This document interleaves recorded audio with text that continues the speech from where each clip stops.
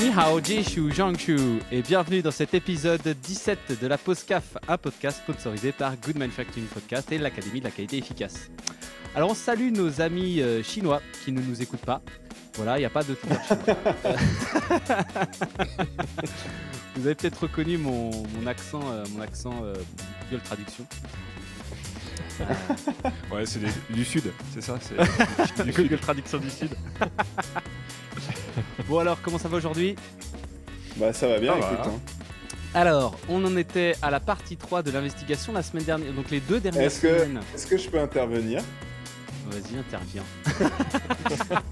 Cet épisode est sponsorisé par l'Académie de la qualité efficace.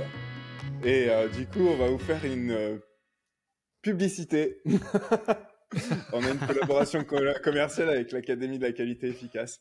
Non, juste en 2 mots, du coup, sur ce live, on parle pas mal de l'investigation. Et j'ai posté un truc hier sur LinkedIn. Hein. On a la formation en ligne qui reprend plus en détail tout ce qu'on dit là, avec des vidéos explicatives pas à pas, des exercices pour appliquer tout ça, des fiches réflexes qui reprennent les éléments de compréhension, les outils, etc. Tout ça est disponible sur notre formation en ligne. Et du coup, bah voilà, n'hésitez pas à aller voir. Moi, je vais poster le lien dans le chat. Hein, n'hésitez pas à aller voir. Regardez si ça vous intéresse. En tout cas, parce que vous êtes malin. Vous êtes là, vous avez tout pour gratos. Mais ça pourrait intéresser d'autres personnes qui ont la flemme d'écouter tous les lives. Ouais, et puis c'est quand même un peu plus poussé. On rentre plus dans comment le faire exactement. Il y a des cas concrets, des exercices et tout quoi.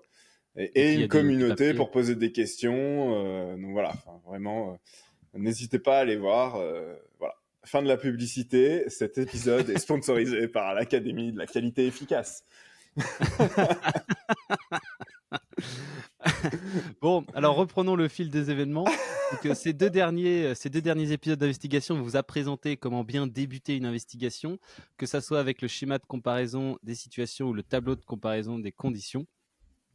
Yes. Donc c'est comment faire. Donc avec ces 2 trucs-là, normalement, vous arrivez à débuter parfait 100% des investigations et de déterminer des causes initiales. C'était ça que tu voulais que je dise ? Cause initiale. Ouais, cause initiale, ouais, c'est bien ça. Des causes initiales. Donc là, c'est des causes. Donc ce qu'on a fait, c'est pas rien. Hein, donc c'est pas une non-investigation. Donc ça convient très bien pour des déviations qui vont être mineures, surtout le schéma de comparaison des situations. Et donc ça va vous donner des leviers suffisants pour mettre des CAPA intéressantes. Maintenant, on va continuer donc ce processus d'investigation et là on va s'intéresser aux investigations un peu plus qui doivent être un peu plus poussées. Et donc on va vous parler déjà diagramme de Romanesco. Marque déposée. Exactement. On l'a appelé diagramme de Romanesco, je vous expliquera pourquoi un petit peu après. Et donc voilà. Quand on a déterminé notre criticité avec donc notre criticité avec détectabilité, occurrence, gravité, ça nous donne la criticité, mais ça nous donne aussi les niveaux d'investigation. Et quand on arrive sur des niveaux, qui vont correspondre grosso modo à majeur critique, eh bien le SCS ne suffit plus. Il faut qu'on creuse un peu plus profondément pour trouver des causes racines plus profondes. Donc, comment on fait, Arnaud? Une fois qu'on a donc là on est devant, on a terminé notre SCS nickel et on a une ou plusieurs causes initiales. Qu'est-ce qu'on fait ? Un diagramme Romanesco. Merci. Wow. Non mais déjà premier point. En fait, alors on va expliquer un peu plus en détail ce que c'est qu'un diagramme Romanesco, mais un diagramme Romanesco, on va en faire un par cause initiale. Et c'est là où on a un problème, et c'est là aussi où il y a quelques épisodes, on a challengé un peu le 5e. Et en fait, le risque, l'erreur à ne pas faire ici, c'est de commencer le diagramme Romanesco, et vous allez voir, hein, on s'inspire pas mal du 5e malgré tout, mais de commencer la première étape du diagramme Romanesco en reprenant le quoi de la déviation. Parce qu'on va ouvrir sur plein de sujets, alors qu'en fait, avec le SCS ou donc le schéma de comparaison des situations ou le tableau de comparaison des conditions, on a déjà un peu focalisé notre investigation. Et du coup, cette étape d'après, on a focalisé et là, on va réouvrir, mais en repartant des causes initiales. Et donc, premier point, c'est, OK, je prends ma cause initiale ou mes causes initiales, et pour chaque cause initiale, je vais dérouler ce fameux diagramme romanesco. Voilà, je suis en train de chercher, tu peux continuer de parler, je suis en train de chercher un exemple pour que les gens voient un petit peu le truc, à quoi ça ressemble. Alors, non, mais du coup, comment on commence un diagramme de romanesco romain? Donc, comme tu l'as dit, on va donc reprendre notre cause initiale, donc très important, et on va se poser la question, pourquoi c'est arrivé? Qu'est-ce qui aurait pu faire que ça s'est produit? Et donc là, on va commencer à... ça se fait, je ne vais pas préciser, mais ça se fait à plusieurs. Hein. On prend tous les gens qui peuvent avoir un minimum d'expertise sur le sujet, et on va poser cette question pour chaque cause initiale qu'on a identifiée dans le SCS. Exactement. Et plutôt dans un premier temps, en mode brainstorming. On ne fait pas de 5e ici. Dans un premier temps, déjà, c'est OK, on a notre cause initiale, et boum, chacun y va un peu de son hypothèse. On pose quelques hypothèses, et au bout d'un moment, on tourne un peu en rond, et c'est là que le 5e intervient. C'est là qu'on va commencer à prendre chacun des M et se dire, OK, est-ce que sur la main-d'œuvre, dans toutes les hypothèses qu'on a formulées, on a tout couvert, ou est-ce qu'il y a d'autres choses? Est-ce que sur le matériel, on a tout couvert, ou est-ce qu'il y a d'autres choses? Et donc, en fait, c'est là où nous, on pense que le 5e, c'est plutôt un élément qui va nous permettre de nous assurer d'être exhaustif. Mais il faut d'abord commencer par un brainstorming, tout simplement pour ne pas brider la créativité. Donc, le diagramme de Romanesco, voilà, on a notre cause initiale. Et là, on va formuler, niveau 1, plein d'hypothèses. Donc là, il y en a 3. Et donc, pour chaque hypothèse, il va falloir vérifier 2 choses. Est-ce que cette hypothèse est réelle et est-ce qu'elle est liée? OK? Yes. Du coup, si on résume, on réunit. Et vraiment, en plus, ce temps de travail, c'est pas 2 heures, quoi.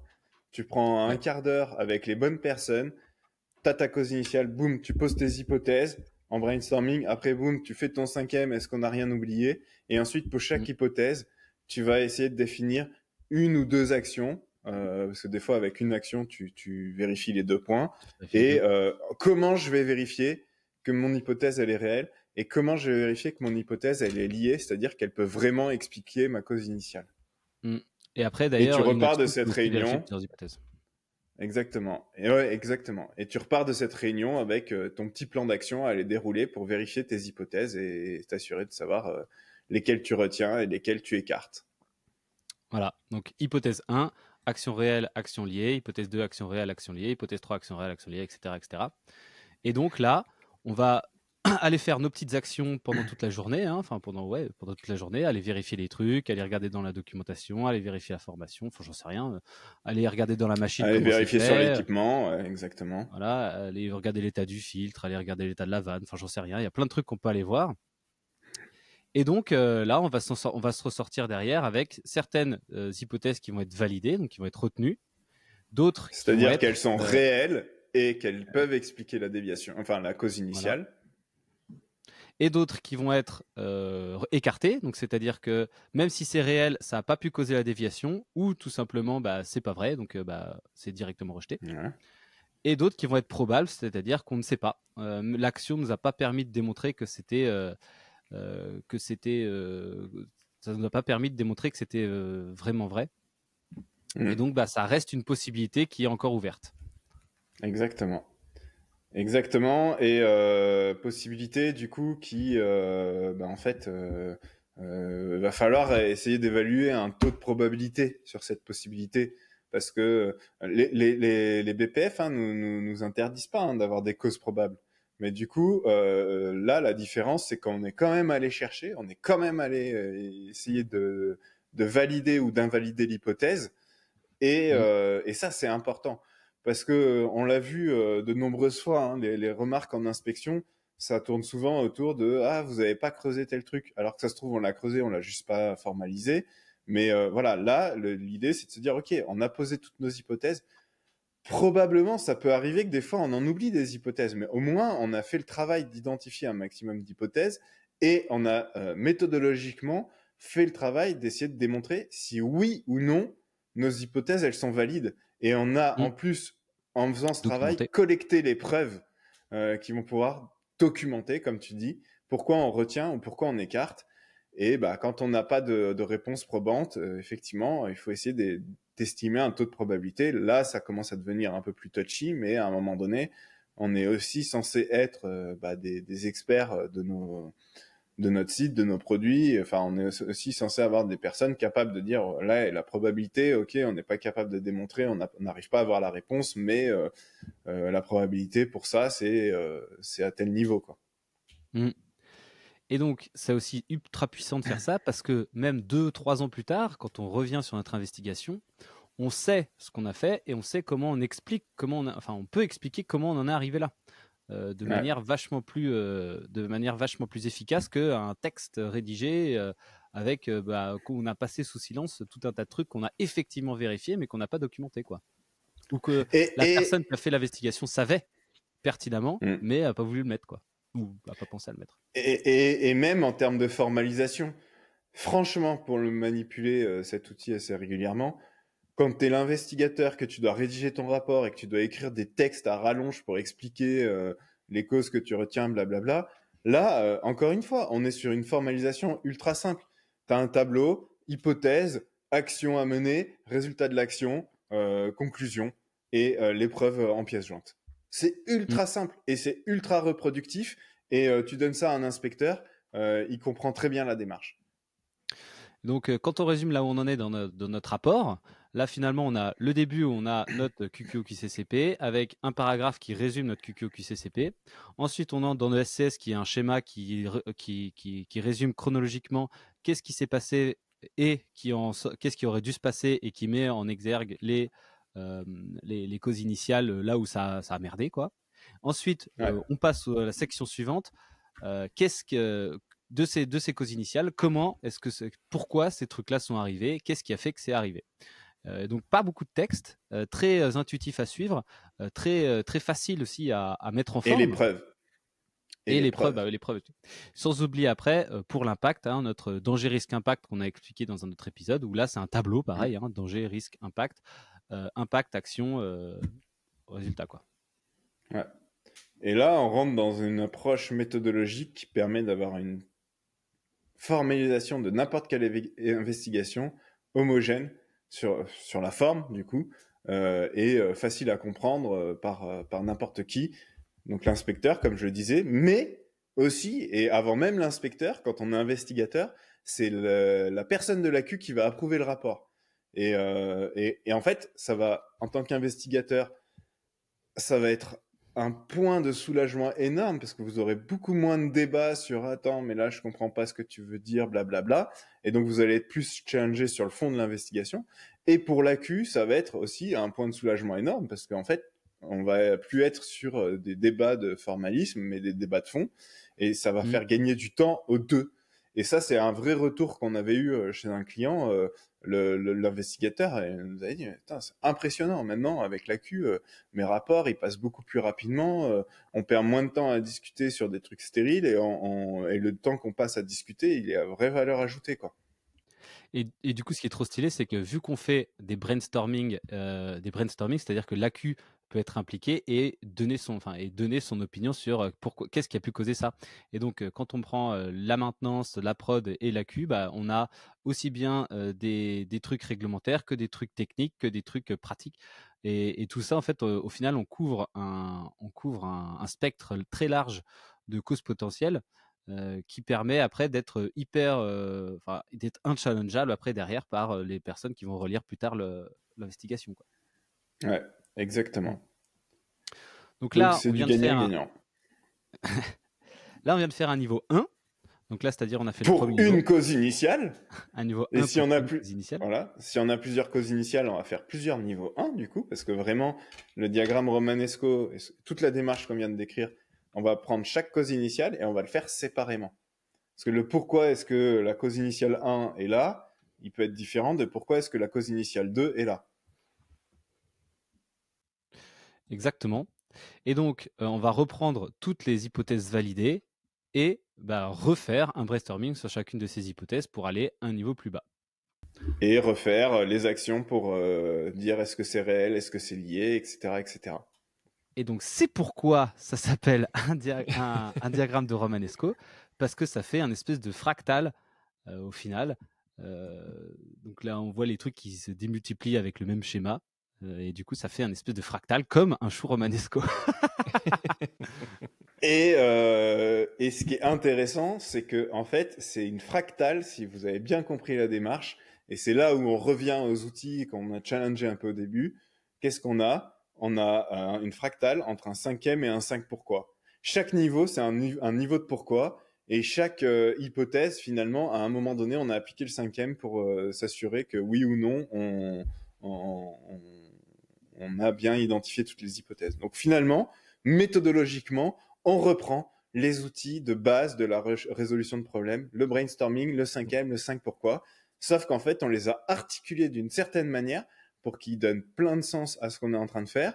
Et en plus, il y a aussi les outils de test et invalidation d'hypothèses. Et ça, c'est super puissant. Et on les démarre. Je kiffe le diagramme romanesco. Et surtout, on les démarre d'une cause initiale pour pas partir n'importe où, quoi. Ça, c'est très Exactement, important. ouais. Et d'où l'importance du schéma de comparaison des situations. Ici, à l'exemple, tout fait sens. Ici à l'écran, un exemple de ce qu'on pourrait faire d'un tableau de niveau d'investigation. Donc là, ça c'est un truc qu'on adapte en fonction des différents sites. Hein. Donc là, c'est un exemple, voilà. Donc on voit ici que pour les déviations qui vont avoir une gravité qui va être faible, une occurrence faible et une détectabilité forte, on fait un SCS ou TCC, mais c'est plutôt un SCS en général, un schéma de comparaison des situations. Et on va commencer à aller vers les niveaux 1 de Romanesco quand on va arriver sur occurrence forte, gravité faible, détectabilité faible. Donc c'est la pire des déviations mineures. Derrière, on va par exemple sur la pire des déviations majeures. Par exemple, on va tout de suite aller sur un niveau 4. Donc pour rappel, c'est un truc quand même qui est moyen grave, qui arrive tout le temps et qu'on détecte jamais. Donc théoriquement, ça arrive pas très souvent sur les sites, quoi. Et c'est pour ça que ce genre de déviation, ouais, exactement. D'aller un peu fort, quoi. Et vous avez vu finalement le SCS, on a dit que ça pouvait se faire dans les 48 premières heures. Le Romanesco niveau 1, ça se fait en brainstorming 15 minutes et après on a une petite journée pour collecter, enfin un ou deux jours pour aller faire les actions de collecte. En charge de travail, c'est pas très fort, mais par contre, des fois pour collecter certains trucs, t'en as besoin d'une semaine parce que, voilà. Je sais pas, t'as besoin de tel résultat, t'as besoin de tel machin. Ça va dépendre. Mais en tout cas, on a un plan d'action et on sait, et ça, on peut refaire le lien avec le pilotage.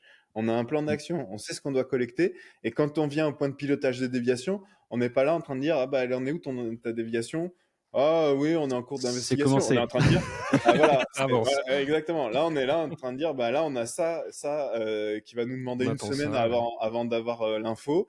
Tout le reste, ça sera bon d'ici là. Donc, dans une semaine, on aura la conclusion sur les causes. C'est trop bien. Voilà. Donc on a une véritable moyen d'évaluer la progression d'une investigation. Et pareil, pour aller investiguer, en fait, on a, c'est ça, comment on appelle ça, on a un pointeur laser sur exactement ce qu'on cherche et on perd pas du temps à merdouiller devant le dossier de l'eau. Je trouve rien. Ouais. Du coup, voilà, on a des vraies actions à les faire et des vrais trucs. On a toujours des vraies actions à les faire, mais voilà, c'est des trucs, des trucs faisables et des mesurables et c'est des objectifs smart, quoi. Et du coup, bah là, quand on voit ce que tu projettes actuellement, et quand on repense, ok, un diagramme romanesco à chaque niveau, pour chaque cause initiale, on va poser des hypothèses, on va poser des actions, on va mener des actions, on va retenir des hypothèses. Après le niveau 1, on aura peut-être 2-3 hypothèses à les recreuser. Donc on peut se dire, waouh, un niveau 5, ça va être super chaud, quoi. Donc, bien évidemment, après, un niveau 5, comme tu le disais tout à l'heure, on le voit là, dans cet exemple, on est dans le cas le pire pour un site, quoi. C'est super grave. Méga grave, ça arrive tout le temps et on le détecte jamais. Voilà, donc, bien évidemment. Et moi, j'ai eu un site où on a fait ça, hein. Et la problématique, franchement, elle était vraiment complexe, elle était vraiment critique. Et c'est la seule fois où j'ai fait un niveau 5, d'ailleurs, de Romanesco, mais c'était ultra nécessaire. Et du coup, c'est pour ça qu'on revient à cette grille de profondeur d'investigation et qu'on revient à ce qui est marqué aussi dans les BPF, qu'il faut adapter l'effort d'investigation au niveau de risque. C'est-à-dire que quand on va se retrouver sur ce type de déviation où le niveau de risque il est super important et qu'il va falloir faire un niveau 5, si pour toutes les autres déviations, on fait déjà des 5e, des machins, on n'aura jamais le temps d'aller faire un niveau 5 correctement dans les cas les plus critiques.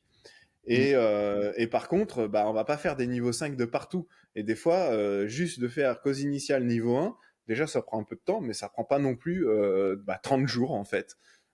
Voilà. Alors, j'aimerais savoir si dans les gens qui nous regardent, bon, il y en a quand même une vingtaine au moins, si des gens ont essayé de faire ce qu'on a, de faire ce qu'on a dit depuis d'appliquer un peu. Fois. Et c'est pareil, on peut essayer de le regarder. Enfin, on pourra dans les prochaines semaines, si vous voulez, contactez-moi. Et puis on pourra essayer de le regarder ensemble. Et puis pourquoi pas partager, je sais pas. On verra ce qu'on peut faire avec. Mais en tout cas, n'hésitez pas à me contacter et on peut en parler. Ça peut être vachement intéressant. Il y a une personne qui avait mis un commentaire récemment sur un ancien épisode de Post Café qu'elle avait mis en place, ou qu'elle était en train de mettre en place les schémas de comparaison des situations sur son site. Donc ouais, carrément, ça serait cool. C'est vrai. Il faudra revoir les commentaires, on pourra la contacter et peut-être faire un petit retour d'expérience là-dessus. Et pourquoi pas challenger, commenter une réalisation, quoi. Qu'on anonymisera en amont. Voilà, on a un spectateur en direct sur YouTube qui a fait quelques remarques, qui dit qu'effectivement ces outils sont utilisés dans le Lean Management. Donc c'est bien possible parce que voilà, c'est encore une fois, c'est pas inventé. Voilà. Ouais. Non, mais oui, c'est clair. C'est pas un truc. On n'a rien inventé d'incroyable. Mais par contre, c'est vrai que moi, dans le passé, quand je faisais des investigations avant de construire un peu avec des clients toutes ces méthodologies-là, au final, d'une investigation à l'autre, tu peux faire complètement des trucs différents. Tu peux vite te perdre dans des trucs de fou. Et du coup, c'est vrai qu'à la base, quand on avait construit ça la première fois avec mon premier client chez qui on a construit ça, on voulait vraiment, en fait, donner un chemin de fer d'investigation pour les investigateurs. Et du coup, on s'est rendu compte que les outils pris tels quels de 5M, 5P, en fait, souvent, tu prends n'importe quel site, on te dit, vous pouvez utiliser soit tel outil, soit tel outil, soit tel outil. Du coup, tu peux utiliser soit le 5M, soit le 5P, donc ça te casse l'idée de chemin de fer. Et donc, on a structuré cette approche de manière à combiner ces outils pour en faire un chemin de fer. Et de pouvoir les arrêter à façon, en fonction de la criticité, de la déviation, quoi. Ça, c'est aussi assez important. Avec un vrai rationnel de pourquoi est-ce qu'on a arrêté, qui est défendable. Ce qui me chiffonne aussi avec le Lean, c'est que du coup, on en voit souvent. Non, mais c'est vrai, il y a toujours un service Lean sur le site, et après, ils font des résolutions de problèmes. Ils font on a lancé une résolution de problème sur la ligne truc, mais finalement, tu sais, ça a aucun rapport avec. Souvent, des fois, ça a aucun rapport avec des investigations et tout. Donc, c'est des mecs qui font des investigations qui font des investigations, et finalement, c'est quand est-ce qu'on a scindé la résolution de problèmes de l'assurance qualité, quoi. Moi, ça me rend fou. Surtout que dans d'autres secteurs, en fait, c'est la même chose, quoi. Et je pense que dans notre secteur de l'industrie pharmaceutique, ce qui a fait qu'on a scindé, c'est le poids conformité. Non, le poids conformité que porte la qualité plutôt que résolution de problème, quoi. Et du coup, moi, je suis désolé, je vais dire ce que je pense, ça va peut-être pas plaire à tout le monde, mais aujourd'hui, pour moi, sur tous les sites, peut-être pas tous les sites, mais sur la majorité des sites qu'on voit, en fait, on fait des déviations pour se dire on est OK avec la réglementation, mais on n'en retire rien de vraiment probant, sauf quand on a une déviation ultra critique qui fout le bordel et qui peut arrêter la prod pendant plusieurs semaines. Mais toutes les déviations autres, franchement, à part dire on a un rapport pour présenter en inspecteur ou au client, je suis un peu cash, mais elles servent à rien, quoi. Non, mais c'est vrai. Vous n'êtes pas d'accord avec moi? Des fois, tu entends des phrases du genre ça serait bien qu'on arrête de faire des déviations pour pouvoir faire de l'amélioration continue. Oh, oh. Problème.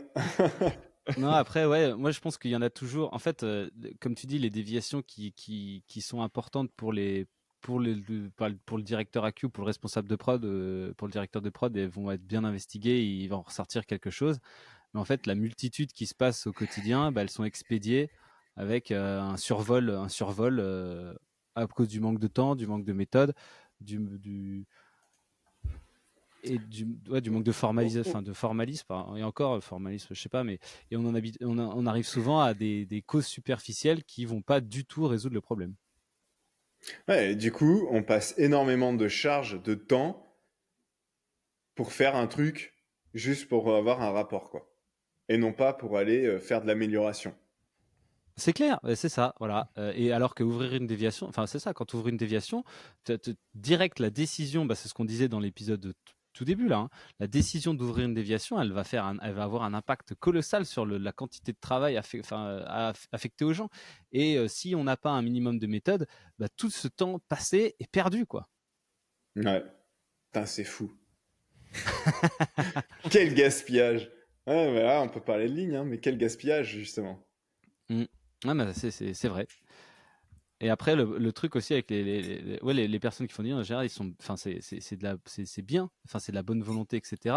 Mais le problème, c'est que ils se font balayer du revers de la main par ouais, mais les gars, vous n'êtes pas pharmacien, vous libérez pas les lots, votre diplôme n'est pas en jeu. Laissez-nous faire ce qu'on fait. Ça, c'est l'argumentaire irréfutable. Ouais, irréfutable. Et du coup, j'essaye de contacter l'ordre depuis plusieurs semaines. Donc pour essayer d'avoir un gars d'une personne qui pourrait nous dire si un jour un pharmacien a perdu son diplôme parce que pour une raison X ou Y, quoi. Ouais, c'est vrai, ça serait super intéressant. Parce que Jacques Servier, il a pas perdu son diplôme. Et pourtant il en a fait. Non, c'est vrai. Ah, ça tacle. Non, mais c'est vrai. Je sais pas. Qui a un jour perdu son diplôme? Tout ça parce qu'il peut plus se défendre maintenant. Ouais, d'ailleurs, dans les auditeurs, hein, si vous connaissez quelqu'un dans votre entourage qui a perdu son diplôme à cause d'une mauvaise décision prise sur un site, on est preneur. Et encore, je suis sûr que tu peux montrer factuellement que le site et le groupe ne t'a pas donné les moyens nécessaires et suffisants pour assurer ton activité de qualiticien. Et je suis sûr que là, les avocats de l'ordre pourront... je pense qu'il y a des avocats de l'ordre qui pourront t'aider là-dedans. Et finalement, ça te déresponsabilise. C'est... Voilà, si t'en arrives... De toute façon, si t'en arrives à un incident grave comme ça, c'est que c'est pas le tout... c'est que toute la chaîne va pas, quoi. Ouais. Les déviations, c'est un outil d'amélioration avec une bonne méthode. Et là, à la fin du diagramme romanesco, on a des causes, racines avérées, probables vérifiées. Des fois. Et une fois qu'on a les causes et qui sont un peu plus solides que on a fait un truc vite fait sur un bout de papier en investigation, on a des vraies causes. Donc forcément que les CAPA en face vont être plus pertinentes parce que déjà, et ça sera l'objet d'un autre épisode, hein, mais pour définir des CAPA pertinentes, il faut déjà avoir des causes, des vraies causes identifiées, quoi. C'est pas suffisant, mais c'est le prérequis numéro 1. Si déjà t'as pas ça, tu peux pas avoir de CAPA pertinentes. Et donc en fait, c'est ce qu'on disait, hein, c'est si tu investigues un peu à l'arrache tes déviations juste pour avoir un rapport, après tu ouvres des CAPA un peu pourris qui vont pas du tout être efficaces, et du coup en fait tu génères encore de la charge sur les gens pour faire leur CAPA, tout ça pour rien. Ouais. Donc voilà, prochain épisode, ça sera certainement sur les CAPA, à moins que je finisse ma surprise. Ah, j'ai fait une surprise comme ça, arrêtez, j'ai une surprise. Et abonnez-vous à la chaîne YouTube. Qui est en lien un peu partout. Pour comme ça, vous raterez, parce qu'on fait aussi maintenant pas mal de shorts, des vidéos annexes et des trucs comme ça. Donc voilà, ça fait plaisir quand on voit que les gens s'abonnent, c'est cool. Et puis n'oublie pas aussi notre site pour retrouver toutes nos offres, les formations, etc. Et n'hésitez pas à nous contacter si vous avez essayé, si vous galérez, etc. Moi franchement je vais bien prendre un peu de temps pour regarder, ça me fait plaisir. Et voilà. Je vais mettre le site aussi dans le chat. C'est l'histoire d'eux. Allez, en tout cas, merci à tous et à la semaine prochaine pour un prochain épisode. Allez, merci à tous. Salut tout le monde.